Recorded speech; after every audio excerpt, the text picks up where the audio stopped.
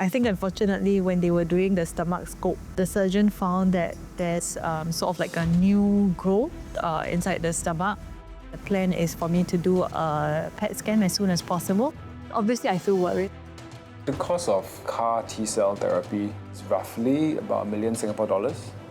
CAR T-cell therapy is not listed on the cancer drug list because it's not a drug, it's a targeted therapy. So right now, I don't know if I relapse, will I be able to access CAR T-cell therapy with insurance and subsidy?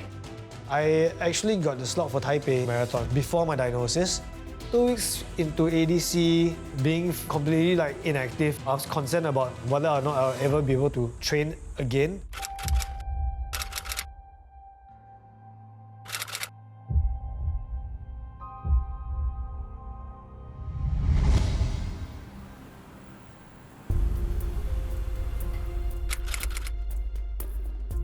With a few months of treatment with the combination of ADC and immunotherapy for you, interestingly, the response quite mixed. What we have in the kidneys and the surrounding lymph nodes are actually better. But what we see is the areas in the lungs do look worse. Because of these changes, I would strongly recommend stopping this treatment and trying chemotherapy as the next step.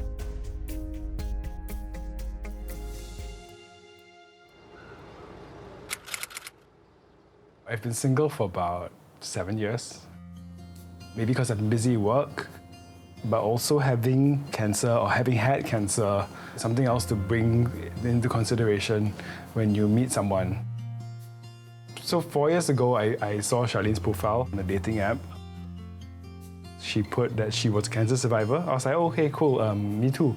And we matched, and we got along. Hello. Hello. How are you? Yeah. How have you been? But we didn't end up dating. We became friends. Are you seeing anyone now? No. You? No. No. No. But do you feel disadvantaged in the dating scene with your cancer history? Because sometimes I feel that way. I'm a bit afraid of the fact that I might relapse. You might have spent a substantial point of our dating life or future married life in hospital. Yeah, to me it's a warning label. But I think the right person who truly loves you will appreciate and accept everything about you. Yeah, I don't think I've gotten there. It takes time. So, are kids on the cards for you? I'm open about kids. I really checked with my oncologist or my gynecologist, and I also did a cancer genetic test when I was going through cancer. I actually have 0 cancer genes. No? No cancer genes. I've not done that. I mean, I've met people who they are afraid of having kids because they're afraid of passing down that cancer gene. I don't really want to be the parent who dies in your kids. But I think cancer, which is also at the back of my mind too. Wow. Yeah, every time you go see a doctor, you're like, what if today's answer is not so great? Yeah. Oh well.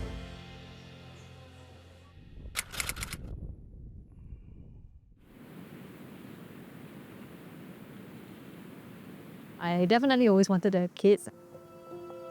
I come from a family of 4 girls. We're all very close. I've also got a very good relationship with my parents. I always knew I wanted to have a relatively large family. When I first got diagnosed with cancer in August, September 2020, I had my gallbladder, my spleen, my appendix, my large intestine, and also my womb removed because the cancer had spread very extensively to the rest of my body, which chemotherapy alone wouldn't have been able to wipe out. This obviously means I can no longer conceive children.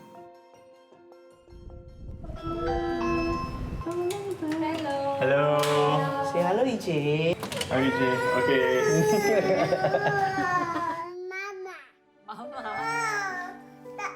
Yeah, you do yourself. You go play. When Adrian and Janice found out they were pregnant, then we were happy for them. A couple of months later, we had the message and I shouted, across the house. I was like, Bob, do you see that message from Edric?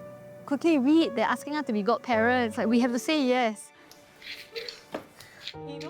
I kind of knew that Bob and Hwee would not have the opportunity to have a kid. So it'd be quite nice to have a bigger kind of family who's involved and kind of guiding EJ. They were very thoughtful in that they still wanted us to experience what it's like to have a little child to care for. Being a godma, it's something that I do really enjoy. I love that, Bob and I can shower love on him and journey alongside his parents in bringing him up. Thanks, guys. Say bye-bye. Bye-bye. Say bye-bye. EJ, say bye-bye. Flying kiss. Mwah. As you see your friends having kids, obviously it is quite hard to kind of accept that your life is not going to be the same. And you feel like you've been denied of something. But I think at the same time, I think I took it a lot better than I expected.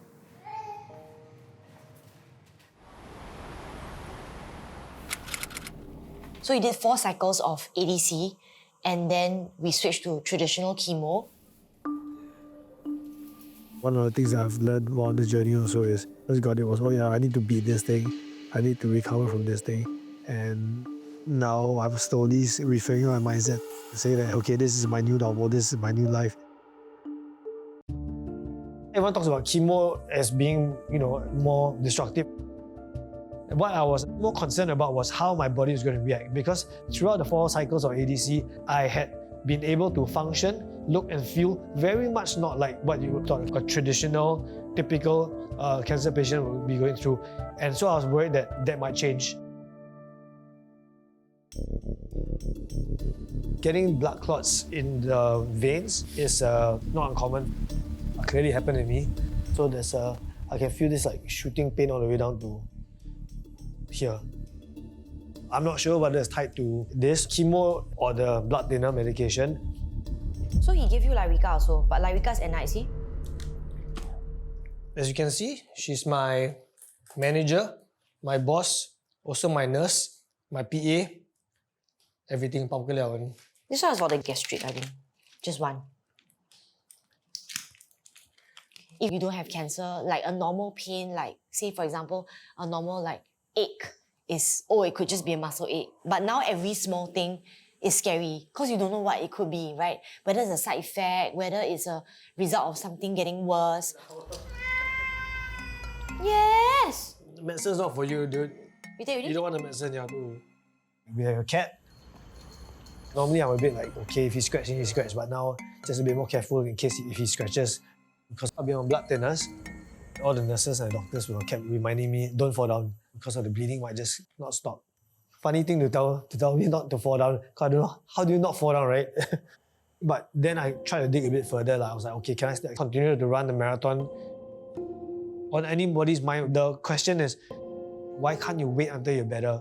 But none of us know if I will be better.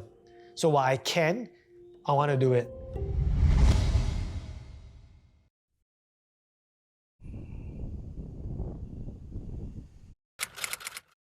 Today we basically went through the biopsy results and we learned that the spots that my surgeon had found on my stomach are indeed cancerous. So what this means is that there has been a new cancer growth. Obviously not the news we wanted to have, but it is what it is. So the plan is that I will start radiation. I'm going to start it in 3 days. It's come really a bit of a shock to us because of how good last year has been. But we know that these things really do come and it's one of those things where we just really need to adjust, really fight, keep our spirits up. Hi, so we're on the way to the hospital. My sister Jing is sending me. She's sending me in for my first session. So I'm back from day 3 of radiotherapy. I think today's session went a little bit better than the past few. After today's session, I have 22 more to go.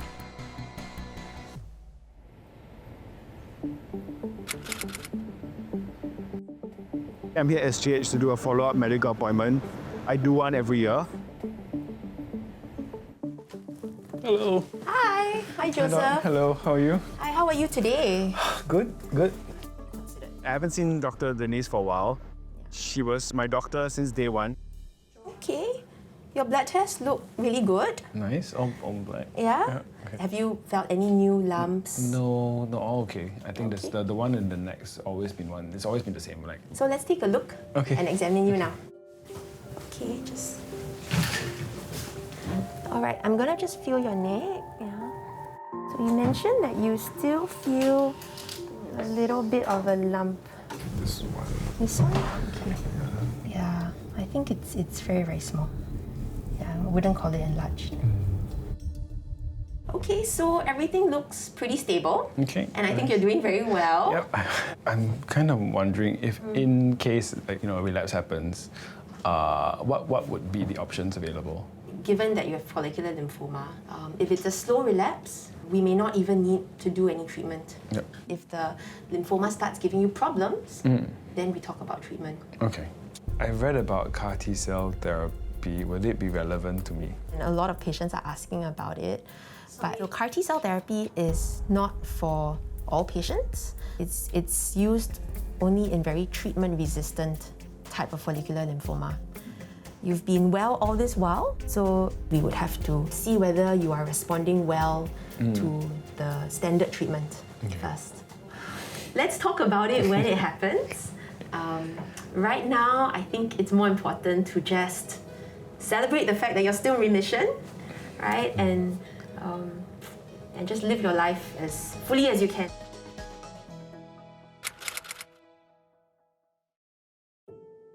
I've just finished my 11th session today. The side effects I'm experiencing at the moment would be fatigue. With chemotherapy, you almost feel the side effects pretty immediately.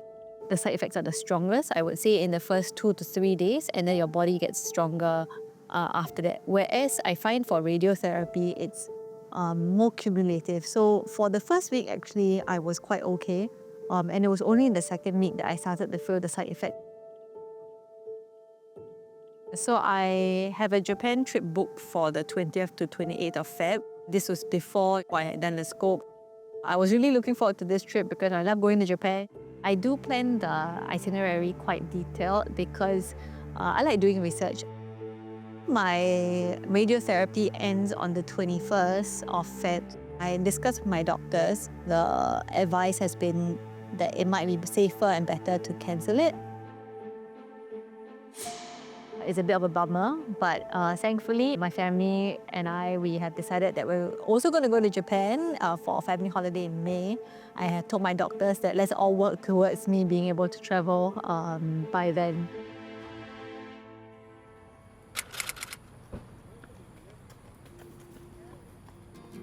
Traditional chemo, luckily, and I'm very thankful, didn't yield that kind of very heavy side effects that I was anticipating. Eventually, as we went through the traditional chemo journey, I started feeling better, got better and got my fitness back. Currently, I'm training towards my first half marathon race since diagnosis with the High Panthers. So the High Panthers is a run crew that's co-founded about 12 years ago. We definitely became a lot more concerned for him because generally Eugene is a person that you don't really worry about at all because he's just so energetic. And then, we just ask about his condition perhaps once or twice every week. Actually, the crew has been really, really good. I can see them looking back just to check in. I don't want people constantly asking me too much. So they give the space, but if they see me bend over, trying to catch my breath, they're just oh, are you okay?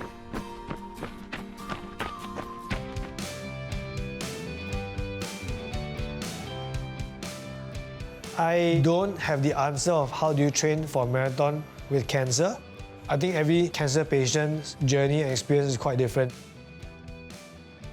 But in terms of training structure, training plan, no difference. Same, 4 times a week. But being a bit more mindful, especially to shortness of breath. Yo, what's up? Let's go. Let's go, bro. Let's go. Now if I feel a bit more sharpness, I would stop.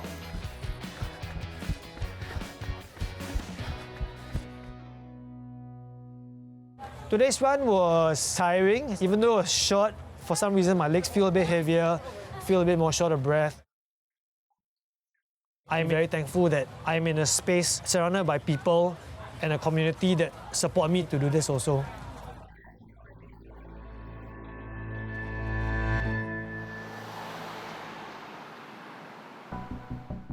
So we just finished the 4th cycle of my traditional chemo treatment.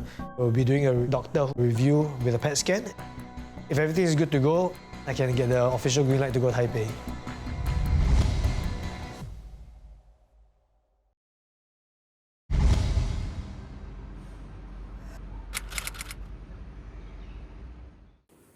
So I'm cleaning up the house because I have some friends coming over to celebrate the New Year.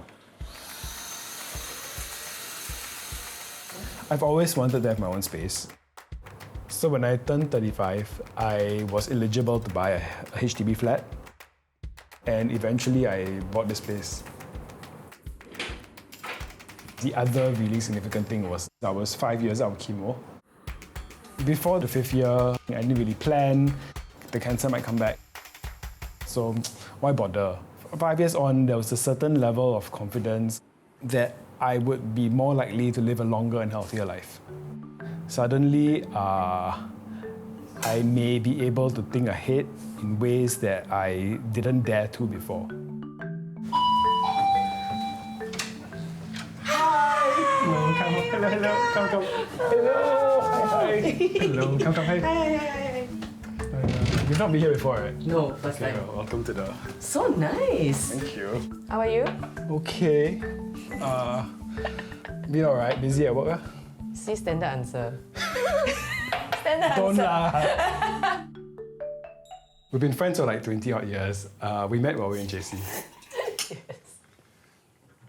So you sure you got nothing else to tell me? No, nothing else. Really, everything's okay. Not like last time. You always say that one. No, Have to like drag things out of you, you know? Yeah. Actually, how come you didn't tell us? I don't know. It's like I mean, I know you don't tell us things. But I know, like, to me, it's just very awkward telling your friend. I don't know how to tell my friends, like, if this is going on, is this mortality involved? I didn't want to affect anyone's like emotions and stuff. Oh my god, I remember. Because I was like, oh, can I tell the group? Because I think they would like to be there for you. Yes. And then yes. you were like, I don't want to be drama. So when you offered to tell everyone, yeah, I was very grateful. I mean, I didn't have to go and message 10 people. Look, I get it. Like, Don't get it, yeah. No, I get it as a person. I get it because I feel like if it happened, I also feel like I don't know how I would tell people. Yeah. This is the most formal dinner I've ever had with you, Joe.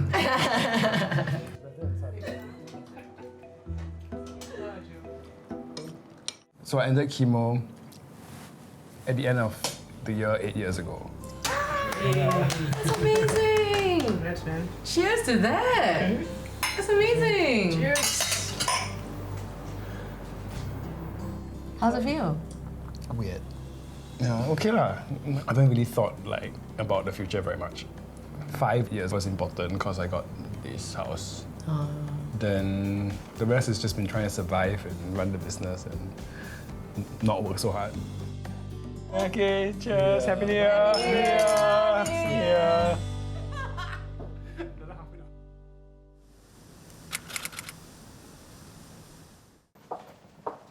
How's sleep? You said 13 hours for the weekend. Actually I have been sleeping, I would say, very well the past few days. Okay. You look okay. I think I will finish my radiation around late Feb.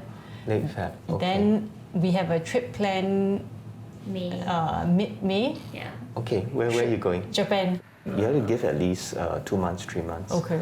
Yeah. So when the radiotherapy ends, we can adjust. Okay. But you can book. Yeah. Don't cancel. Okay. I think it'll do you good. Yeah. Traveling is one of the greatest joys for us because I feel like we can escape a bit from reality. And these days, it's something that we truly, truly love, even more so with the diagnosis. But one scan and, that kind of changes the whole game for us. We're really, really hoping to do Japan together in May. Do you believe in magic? Yes! All right, let's go.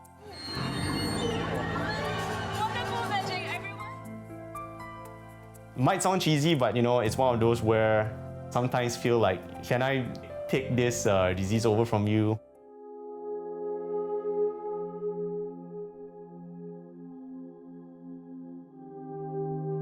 I think I'm definitely very lucky to have him by my side. I feel like our marriage is all the more special because of what we have, because of what we've been through.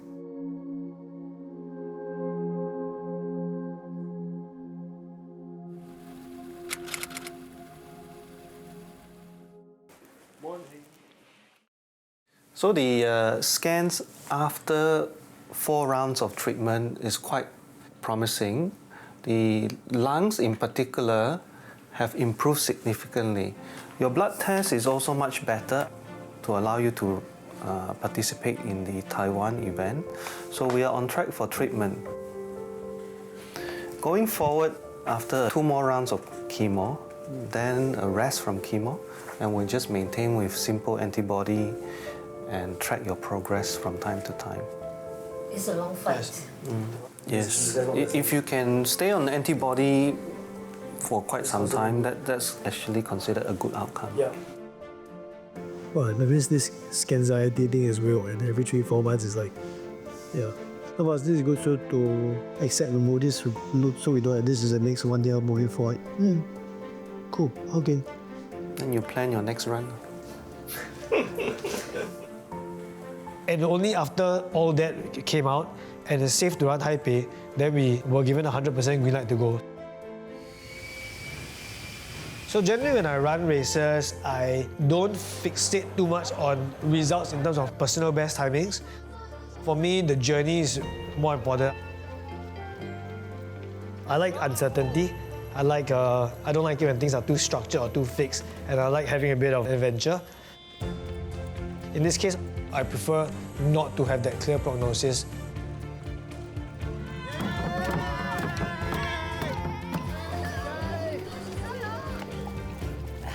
Why do I want to know how long I have left to live? Because conversely, if I ask anybody, do you know how long you have to live? Actually, nobody knows. So then, just because I'm diagnosed, does it make it any different as to me? I mean, to me, I'm not dead. While I'm still able to, then, and I'm given this opportunity for however long that is, I should be thankful that I can, and I should make full use of it, right? Basically, life doesn't end with cancer.